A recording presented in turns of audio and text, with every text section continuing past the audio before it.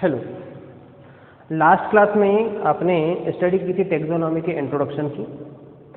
आज टैक्सोनॉमी की ही क्लास में हम स्टडी कर रहे हैं उसके डिफरेंट टाइप्स, एक्चुअल टैक्सोनॉमी का फील्ड क्या होता है और क्यों बायोलॉजी में टैक्सोनॉमी को आपको स्टडी करनी है।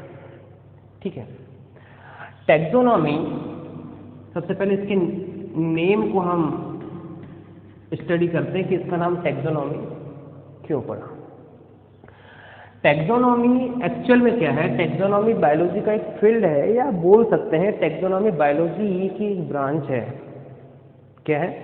ब्रांच। और इस ब्रांच में हम किसी स्पीसीज या किसी ऑर्गेनिज्म का, स्पीसीज या ऑर्गेनिज्म का साइंटिफिक स्टडी हम करते हैं। ये साइंटिफिक स्टडी क्या है भाई? ये साइंटिफिक स्टडी है इसके क्लासिफिकेशन की।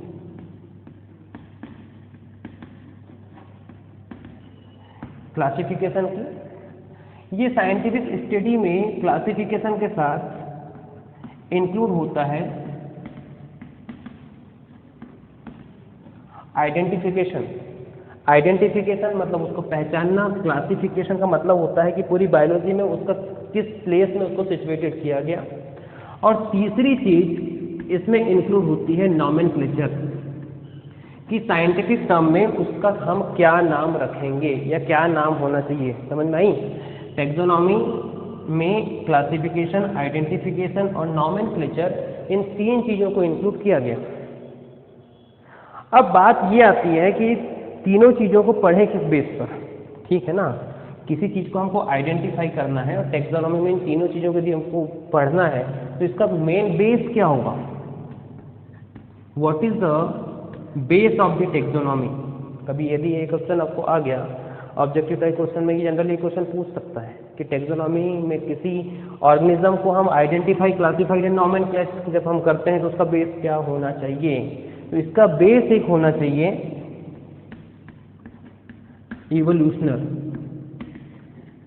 इवोल्यूशन।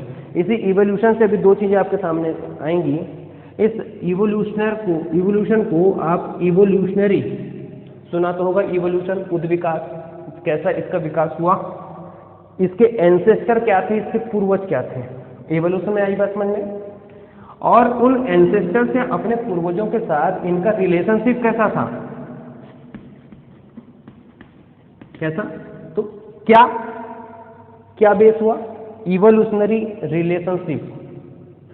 इस बेस पर आप उस, अब उदाहरण के तौर पर, एग्जाम्पल के तौर पर हम देखते हैं कि सपोज दैट ह्यूमन, इसका डेवलपमेंट हुआ। इसके डेवलपमेंट होने के बाद में इसके एंसेस्टर कौन थे, तब तो पता चलेगा कि इसमें किसके समान कैरेक्टर होते हैं। तो ऐसे ही सारे ऑर्गेनिज्म में, ऐसे ही सारे जंतु में, पौधों में, चाहे कोई भी बायोलॉजी में ऑर्गेनिज्म हो, जीवधारी हो, उनमें सब में इवोल्यूशनरी रिलेशनशिप तो होनी चाहिए। लेकिन इस इवोल्यूशनरी रिलेशनशिप के साथ और क्या होना चाहिए? And genetic base. उसका जेनेटिक बेस क्या है? इस जेनेटिक बेस में आप क्रोमोसोम को पढ़ सकते हैं। इस जेनेटिक बेस में आप इसके जीनोम को पढ़ सकते हैं। इस जेनेटिक बेस में आप इसके डीएनए को पढ़ सकते हैं, इसके आरएनए को पढ़ सकते हैं, क्रोमोसोम के नंबर को आप पढ़ सकते हैं। तो ये दोनों चीजें जो हैं वो टैक्सोनॉमी की बेस हैं। ठीक है?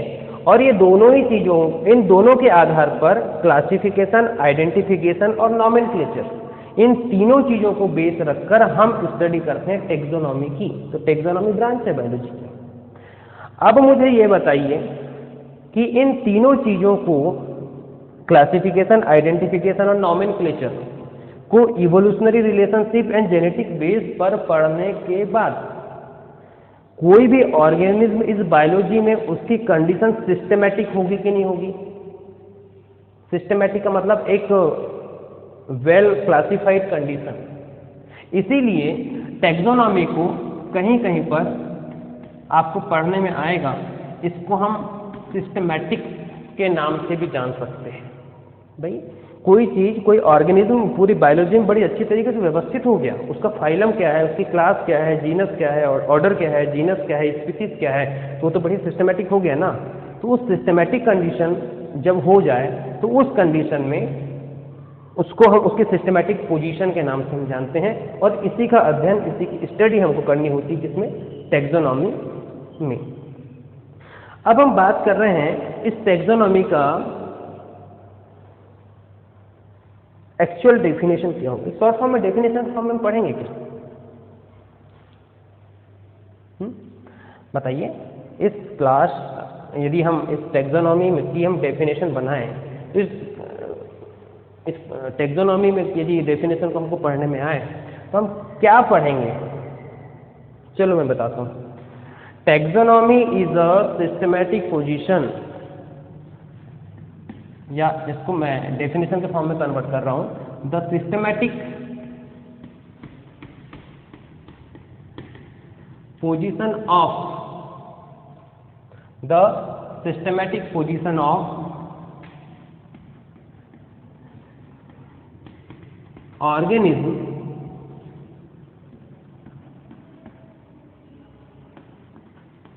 based on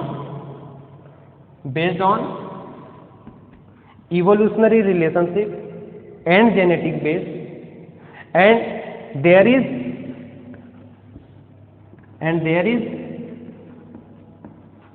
study of their classification, identification and nomenclature. Board पर जितनी चीजें लिखी हुई होती है वही उसका डेफिनेशन फॉर्म करती है, ये चीज याद रखिएगा। क्लास वर्क स्टडी या बोर्ड स्टडी इसलिए इंपॉर्टेंट होती है कि आप यदि डेली क्लास को आप अटेंड कर रहे हैं तो आपके जो फैक्चुअल पॉइंट्स होते हैं वो ज़्यादा क्लियर होते हैं। ध्यान देने वाली बात यह है, फिर से एक बार हम इसको रिवाइज करते हैं। The systematic position of the organism based on evolutionary relationship and genetic based study of classification, identification and nomenclature of the organism, this is known as taxonomy. इसको हम क्या बोलेंगे?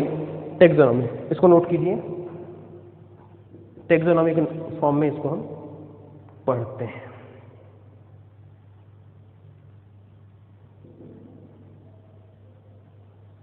हुआ? कंप्लीट कीजिए जल्दी से।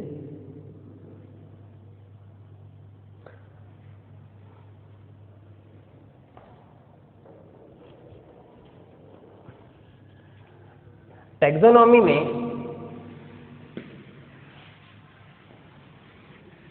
तीन चीजें आपके सामने आई। Classification, number first is classification, second is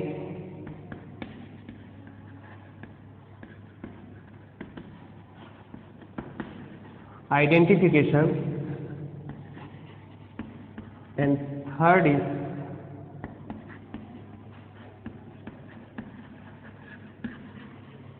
nomenclature. इन्हीं तीनों चीजों को हम पढ़ रहे थे। इस तीन चीजों को किस बेस पर पढ़ रहे थे? इसका बेस फिर से एक बार रिवाइज कर देते हैं। इवोल्यूशन एंड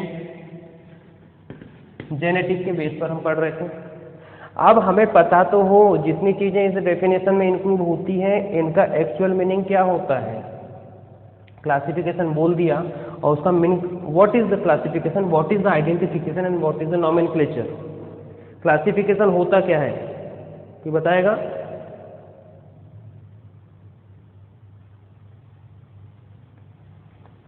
ये it is the scientific study of the organism, scientific study of the organism and diversity of the organism. ये किसकी स्टडी है? ये डाइवर्सिटी ऑफ ऑर्गेनिज्म की है। और कैसी है? कैसी है? ये है classified condition, classified condition. Classified condition का मतलब सिस्टमैटिक, क्लासिफाइड का मतलब सिस्टमैटिक। अब बात ये आती है, फिर से एक बार यदि नहीं समझ में आया तो फिर से इसको रिवाइज कर लेते हैं। क्लासिफिकेशन एंड सिस्टमेटिक दोनों एक ही चीज़ है। ये किसी भी ऑर्गेनिज्म की क्लासिफाइड कंडीशन है जिसमें उसकी डाइवर्सिटी की स्टडी हम करते हैं, इसको हम बोलेंगे classification. Identification, what is identification?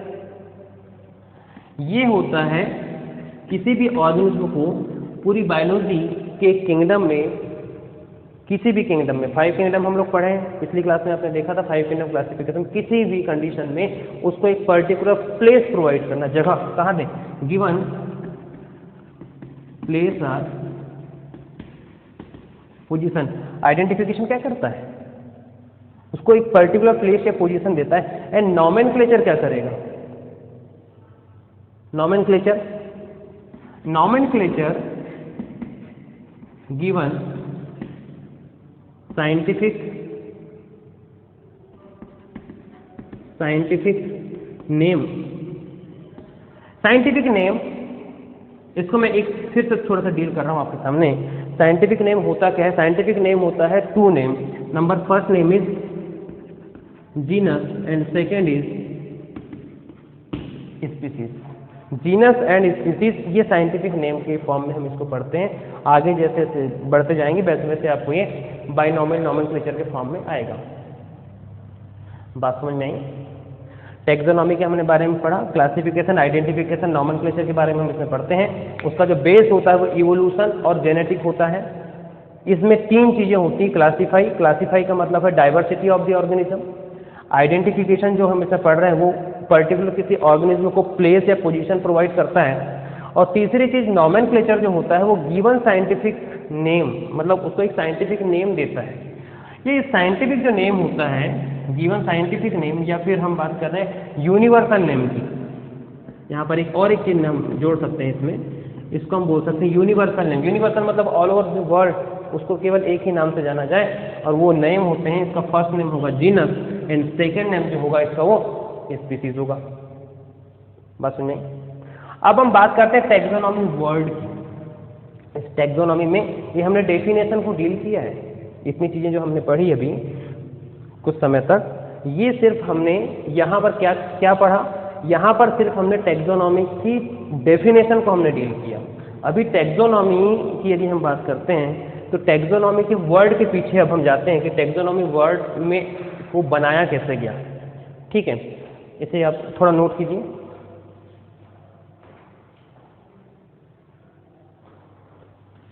Okay,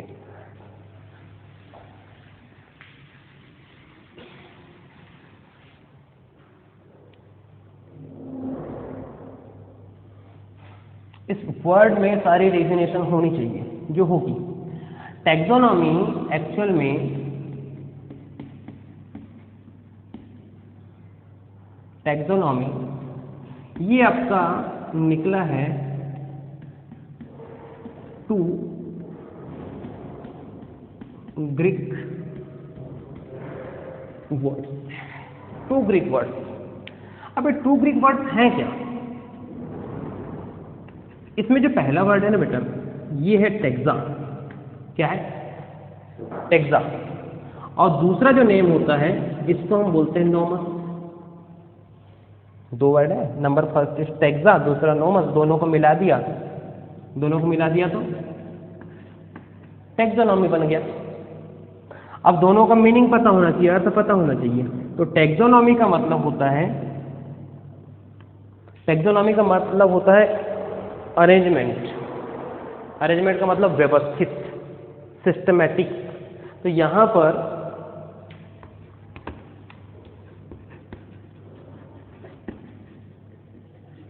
arrangement, इसका मीनिंग क्या निकला?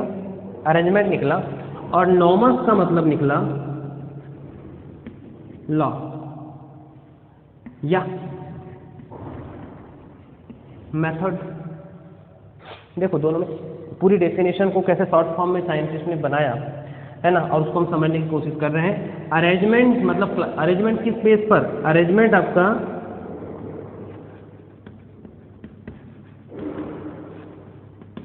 क्लासिफिकेशन के बेस पर, अरेंजमेंट आपका आइडेंटिफिकेशन के नेम पर, जो अभी थोड़ी देर पहले हमने पढ़ा, और अरेंजमेंट आपका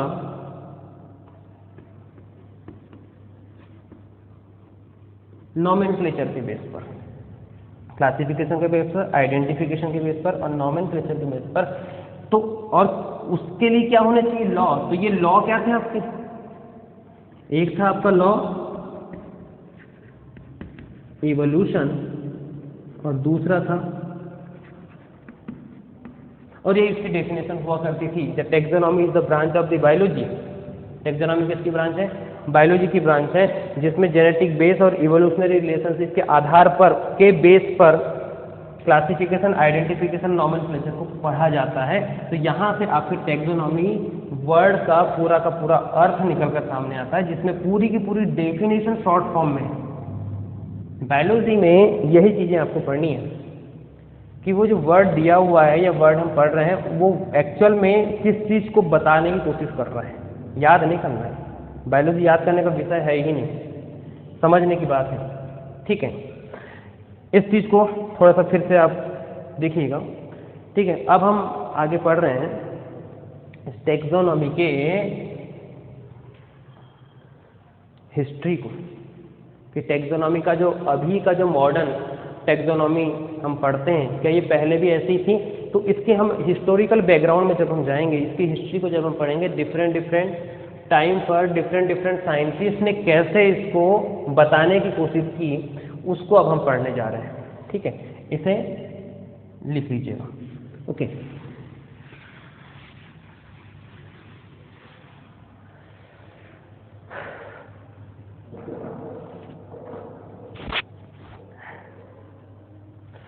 टैक्सोनॉमी टर्म या वर्ड शब्द ये किसने दिया? एक चीज, and who is the father of taxonomy? Father of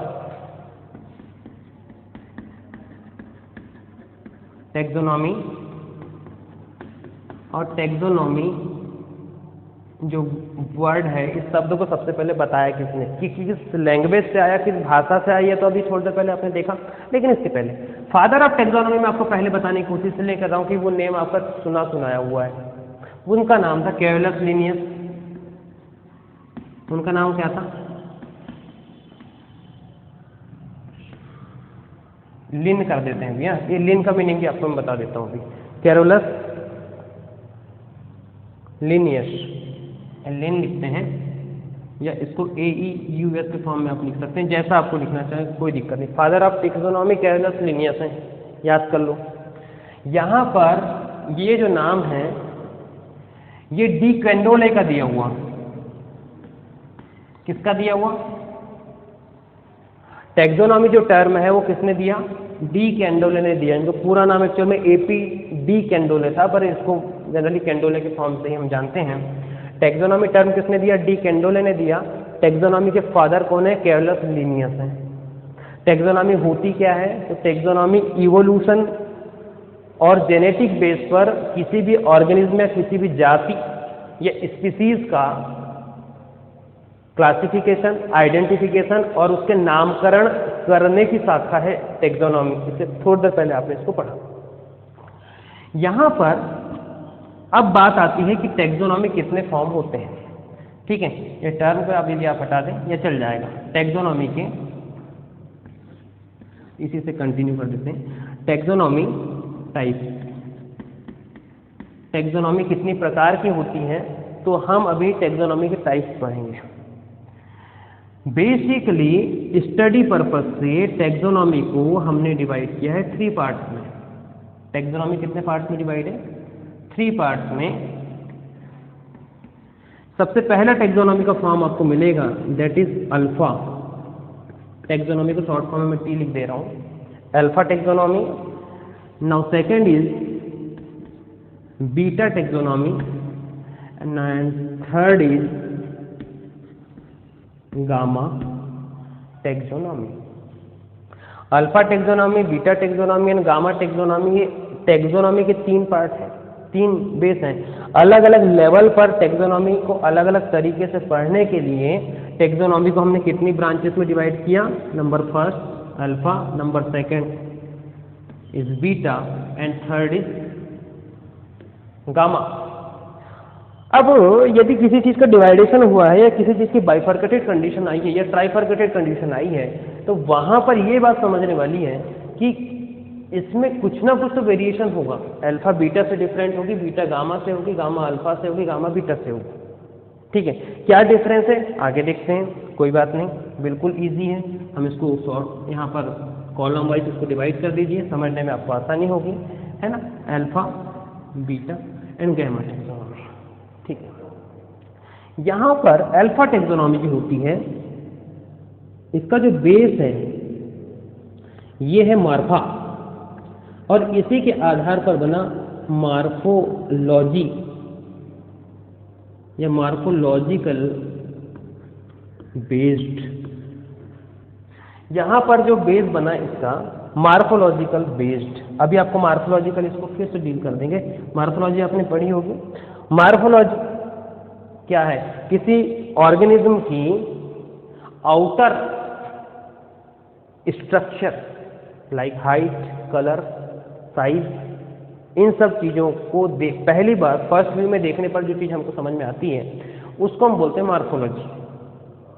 ठीक है, तो मार्फोलॉजिकल बेस्ड है इसका अल्फा टेक्सोनॉमी को पढ़ने के लिए। यदि आपको सामान्य रूप से किसी ऑर्गेनिज्म को पढ़ना है तो दिखता कैसा है, ध्यान देना कि यदि किसी ऑर्गेनिज्म को आपको पढ़ना है, किसी एनिमल को आपको पढ़ना है, तो सबसे पहले आप क्या देखोगे, उसका डीएनए, आरएनए, जेनेटिक्स ना, उसकी आउटर मार्फोलॉजी, हाइट कितनी है, कलर कैसा है, खाता क्या है, आउटर मार्फोलॉजी।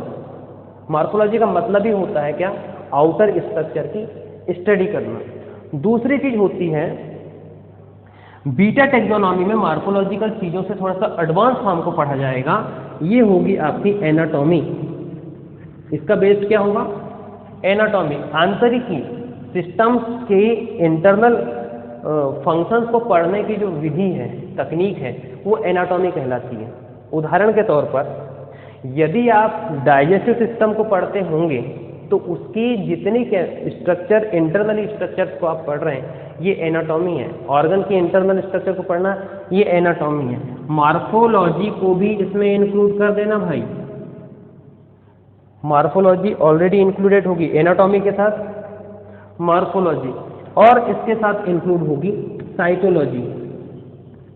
ये सब साइंस की ब्रांचेस आपके सामने आती चली जा रही हैं। साइटोलॉजी, उसकी कोशिका कैसी है, साइटोलॉजी मतलब उसकी कोशिका, एनाटॉमी मतलब वो कोशिका काम कैसे करती है और वो दिखती कैसे है, के साथ एम्ब्रियोलॉजिकल,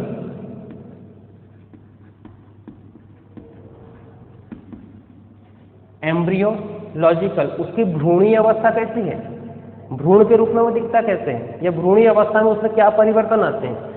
ठीक है, और साथ ही साथ इस बीटा टेक्सोनॉमी में और एक चीज आपके सामने इंक्लूड आपको मिलेगी, ये होती है किसी ऑर्गेनिज्म की बायोकेमिस्ट्री। बायोकेमिस्ट्री, उसकी रासायनिकी कैसी है। तो अल्फा टेक्सोनॉमी बीटा टेक्सोनॉमी से किस प्रकार से परिवर्तित हो गई, परिवर्तित मतलब जान रहे हैं, advance, modern. Anatomy, morphology, cytology, embryological and biological chemistry, ये बेस्ड होती है किसका, बीटा टेक्सोनॉमी का। ठीक है, अब बात आती है गामा टेक्सोनॉमी का। ठीक है, यहां पर इस गामा टेक्सोनॉमी में जो आधार होता है ये होता है इवोल्यूशन एंड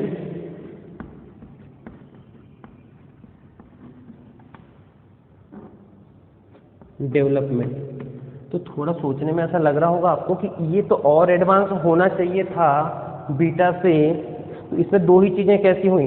देखो मैं आपको बता रहा हूं, उदाहरण के तौर पर यदि हम होमोसेपियंस या मनुष्य की एनाटॉमी, मार्फोलॉजी या किसी चीज का अध्ययन करेंगे तो केवल हम उस पर्टिकुलर जंतु का स्टडी हम करेंगे, बात समझ आ रही है। लेकिन यदि हम ये पता करने की कोशिश करें कि इनके एंसेस्टर कौन थे, इनके एंसेस्टर कौन थे, इनके पूर्वज कौन थे, तो इसके लिए आपको इवोल्यूशन पढ़ना पड़ेगा, और ये इससे कठिन है कि नहीं। और उनका डेवलपमेंट कैसे हुआ होगा, समय समय पर कैसे इन्होंने अपने आप को मॉडिफाइड किया, कैसे इन्होंने अपने आप को परिवर्तित किया, तो वहां पर ये चीजें डेवलपमेंट फॉर्म में आपके सामने दिखाई देंगी। इसीलिए गामा टेक्सोनॉमी बीटा से और बीटा टेक्सोनॉमी अल्फा से एडवांस, मतलब ये तीनों अलग अलग रूप में किस प्रकार से ये डेवलप होती चली जाती हैं। ये देखने में भले ही आपको छोटा लग रहा है, लेकिन इवोल्यूशन पढ़ने के लिए उस एनिमल के एंसेस्टर को देखो, मैं आपको डायग्राम के फॉर्म में आपको समझाने की कोशिश करता हूँ। उदाहरण के तौर पर ये अल्फा टेक्सोनॉमी है और आपने उस ऑर्गेनिज्म की केवल आउटर मॉर्फोलॉजी को स्टडी की, ये अल्फा है। दूसरी बीटा में आपने इसके इंटरनल स्ट्रक्चर को भी स्टडी करने की कोशिश की, ठीक है। और तीसरी स्टडी में इसकी ओरिजिन कहां से हुई है, मतलब इसके एंसेस्टर कहां से आए और एंसेस्टर होने के साथ में इसका डेवलपमेंट कैसे हुआ। तो तीन चीजों से पढ़नी पड़ेगी, क्योंकि गामा पढ़ने के साथ साथ आपको अल्फा और बीटा कंप्लीट करना पड़ेगा, तब आप गामा में जंप कर पाएंगे। तो ये बेसिक जो टेक्सोनॉमी के टाइप्स हैं, ये आपको जब टेक्सोनॉमी की बेसिक नॉलेज आपको लेनी होती है, तो ये तीनों चीज़ों का नॉलेज होना बहुत ज़रूरी है, ठीक है।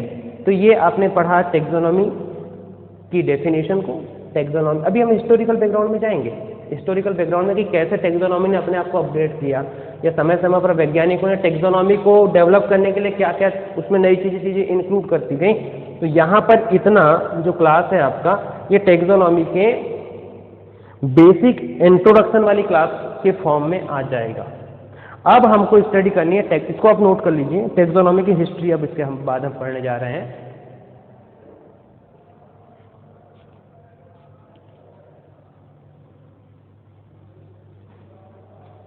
ठीक है, यहां पर अब हम पढ़ने जा रहे हैं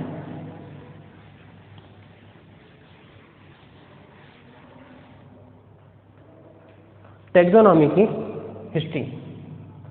आप लिख सकते हैं हिस्ट्री ऑफ टेक्सोनॉमी। टेक्सोनॉमी की हिस्ट्री में क्या समय समय पर क्या क्या परिवर्तन आपको देखने को मिलेंगे, अभी आपको थोड़ी देर बाद बता रहे हैं, ठीक है।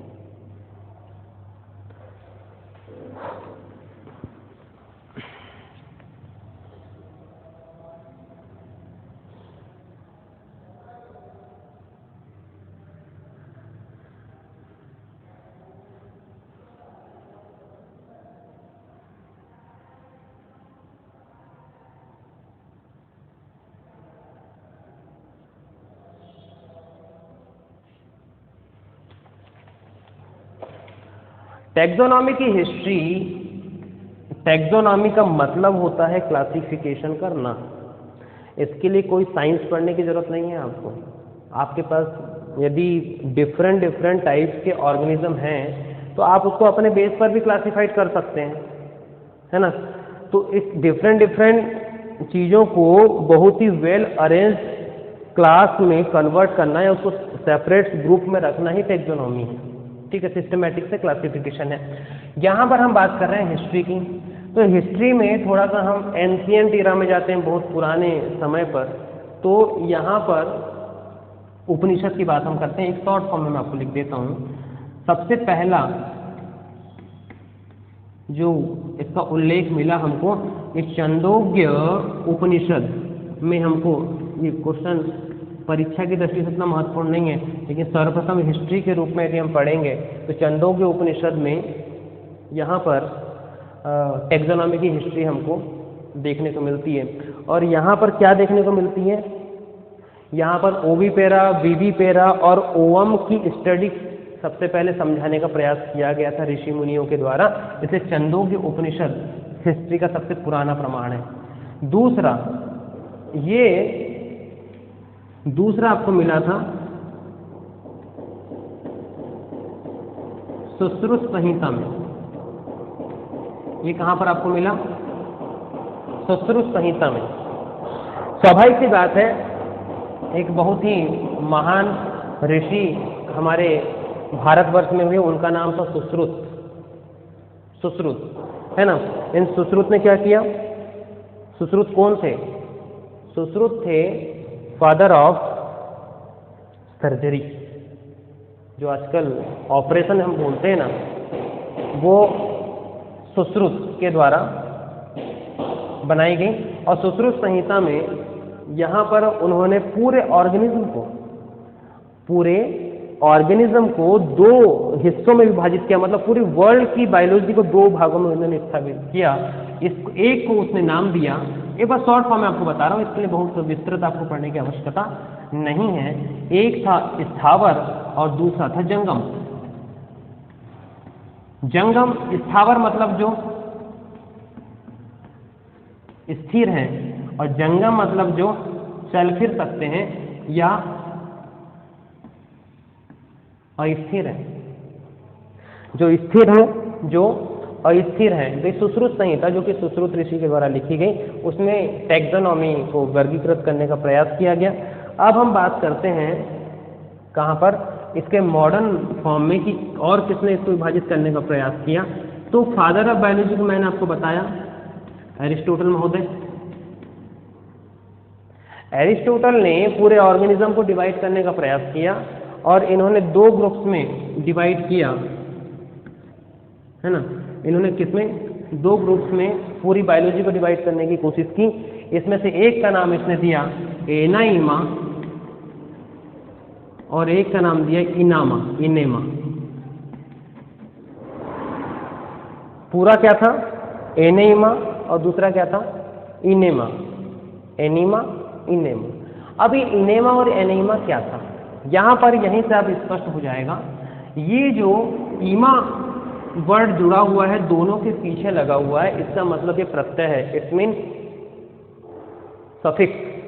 सफिक्स जो है, इस ईमा का मतलब होता है रेड ब्लड कार्पसल, मतलब लाल रुधिर कणिकाएं, इन दोनों का अर्थ होता है। और यहां पर जो ए दिख रहा है, ए, इसका अर्थ होता है एब्सेंट। इसका अर्थ क्या होता है, एब्सेंट। तो कुछ जंतु ऐसे जिनके पास आरबीसी नहीं थी, उनको एक ग्रुप में रखा, और दूसरा एक समूह इसने निकाल के लाया, इसको इसने नाम दिया इनेमा, मतलब प्रेजेंट आरबीसी का जो समूह है, ये एरिस्टोटल। कहीं कहीं पर बेटा याद रखना, क्वेश्चन में आपको कंफ्यूज करने के लिए इसके साथ और एक वैज्ञानिक का नाम जोड़ दिया जाता है, उनका नाम था हिप्पोक्रेटस। क्या था उनका नाम, क्या था, हिप्पोक्रेटस। लेकिन अरस्तु उसमें मुख्य थे, जिन्होंने एनेइमा और इनेइमा पूरी जंतु जगत, सॉरी माफ कीजिएगा, पूरे बायोलॉजी को, प्लांट ऑर्गेनिज्म को विभाजित करने का जो प्रयास किया, वो एरिस्टोटल के द्वारा हुआ। और देखते हैं भाई, और हिस्टोरिकल बैकग्राउंड में क्या हमको टैक्सोनॉमी को पढ़ने को मिला। यहाँ पर एक वैज्ञानिक आए थे, एरिस्टोटल बायोलॉजी के फादर होने के साथ साथ जूलॉजी के भी फादर हैं। और एक और वैज्ञानिक, इसका नाम है थियोफ्रास्टस। थियोफ्रास्टस यहाँ पर हम लिख दे रहे हैं father of botany. Father of botany. इन्होंने अपनी पुस्तक हिस्टोरिया प्लांटेरम, समय समय पर जब जब आपके टॉपिक चलते चले जाएंगे तो वहाँ पर बुक्स के नाम या उनके पब्लिकेशन के नाम जरूर आते हैं, याद रखना। थोड़ा याद रखने की दृष्टि से कैसे, आपको मैंने थोड़ी देर पहले बताया कि Theophrastus is the father of botany.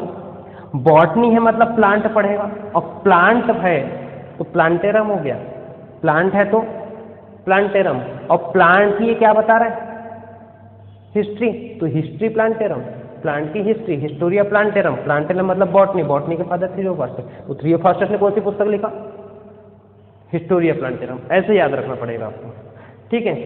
तो यहाँ पर हिस्टोरिया प्लांटेरम में इन्होंने प्लांट्स को विभाजित करने का काम किया, क्योंकि बॉटनी के फील्ड के थे। तो इन्होंने विभाजित करने में किसको, ट्री,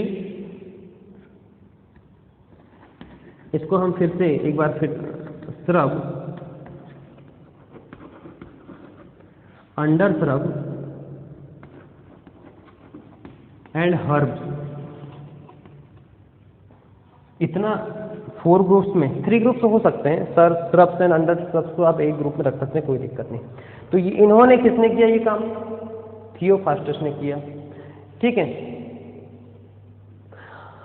अब इसके बाद में एक साइंटिस्ट फिर से आए, है ना, इनका नाम था, कोई बताएगा?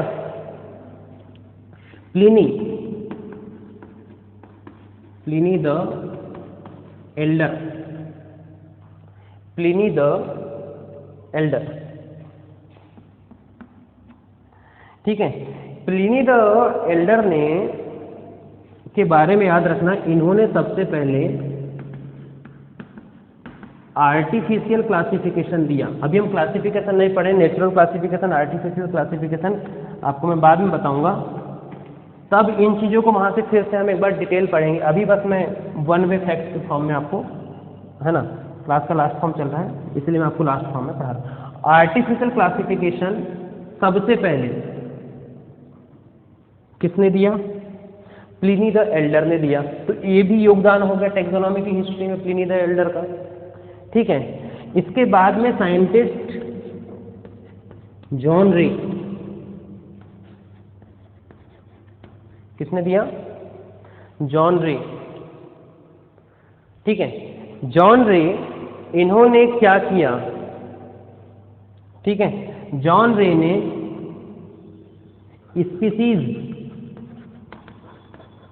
स्पीसीज वर्ड दिया, जाति को जाति, स्पीसीज मतलब प्रजाति, जाति, जाति को जाति सबसे पहले किसने किया? तो जॉन रे ने किया।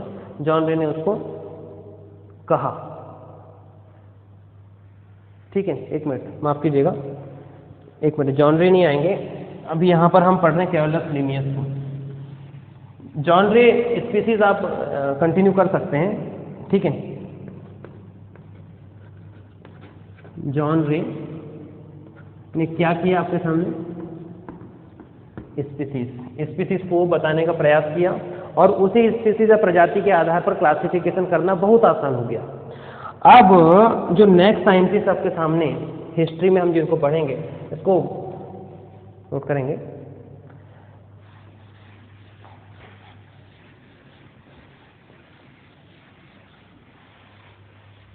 ठीक है। यहां पर हम पढ़ रहे हैं, अब 6 हो गए थे आपके, नंबर 7 पर है कैरोलस लिनियस। लिन ही लिखना है इसको, जब नॉमेनक्लेचर के फॉर्म को हम पढ़ेंगे तब वहां पर इसको बताएंगे आपको। कैरोलस लिनियस वैज्ञानिक स्वीडन के थे भाई, ये कहाँ के थे? स्वीडन, स्वीडिश साइंटिस्ट थे कैरोलस लिनियस, ठीक है। इन्होंने बुक लिखी सिस्टेमा नेचुरी। सिस्टेमा नेचुरी, देखो नेचर को सिस्टेमेटिक करना, सिस्टेमा नेचुरी, नेचर को सिस्टेमेटिक कैसे करोगे? ये आप करोगे बाइनोमियल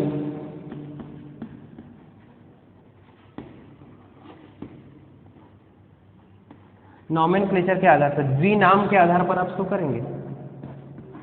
द्विनाम पद्धति होती है, बाइनोमियल नॉमेनक्लेचर होता है। जीनस और स्पीसीज थोड़ी देर पहले हमने पढ़ा। तो यदि किसी व्यक्ति के नाम को बहुत ही व्यवस्थित तरीके से रखा जाए तो वो तो सिस्टमैटिक हो गया। तो इसने किसकी कोशिश की? इसने नेचर में हर एक चीज के नाम को 2 नाम से जाना, है ना, जीनस और स्पीसीज के नाम से। तो इससे नेचर को सिस्टमैटिक पढ़ने में आसानी हो गई, इसलिए इसके बुक का नाम सिस्टेमा नेचुरी हो गया। ऐसे याद करना है, सिस्टेमा नेचुरी बुक लिखा। और बाइनोमियल नॉमेनक्लेचर, है ना, ये किसके फादर हैं? Father of binomial nomenclature. और इसकी पहली क्लास में आपने फिर से पढ़ा था, है ना, एक साइंटिस्ट जो कि बहुत फेमस हुआ करते थे, R.H. विटेकर। इन्होंने फाइव किंगडम क्लासिफिकेशन आपको देने का प्रयास किया, या जिससे हम पूरी बायोलॉजी को बहुत अच्छे तरीके से विस्तृत और व्यवस्थित तरीके से हम पढ़ सकें। ये RH व्हिटेकर का 5 किंगडम क्लासिफिकेशन, इसकी पहले की जो क्लास थी इसमें आपको दिखाया गया था। अभी इसके बाद जो हम पढ़ने वाले हैं वो टैक्सोनॉमी का और एक थर्ड लेवल, जिसमें इससे भी ज़्यादा टफेस्ट चीज़ें बोल सकते हैं आप, या फिर एग्ज़ाम पर्पस या एग्ज़ाम ओरिएंटेड जो टॉपिक्स होंगे उस पर हम फोकस करने की कोशिश करेंगे। बेसिक हम फोकस करेंगे फिर से किंगडम क्लासिफिकेशन को, एक बार फिर से रिवाइज क्लास होगी। एक चीज़ याद रखिएगा, किसी भी टॉपिक की मेरी जो क्लास होंगी वो 3 क्लास होंगी एक ही टॉपिक की, 3 दिन तक कंटिन्यू, अलग अलग। पहले दिन उसका इंट्रोडक्शन, फिर लेवल अप, फिर अपग्रेड होगा। ये तीनों क्लास एक दूसरे से रिलेटेड होंगी और डे बाय डे इसका लेवल इंक्रीज होगा, ठीक है।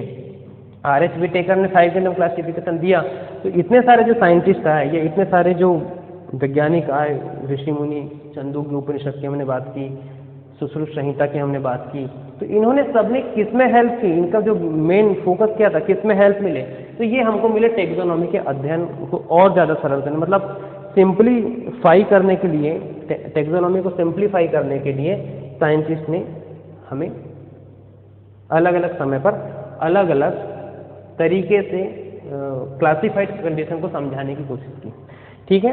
इसके बाद की जो क्लास है इसमें हम फिर से किंगडम क्लासिफिकेशन को ही फोकस करेंगे, ठीक है। Okay, thank you.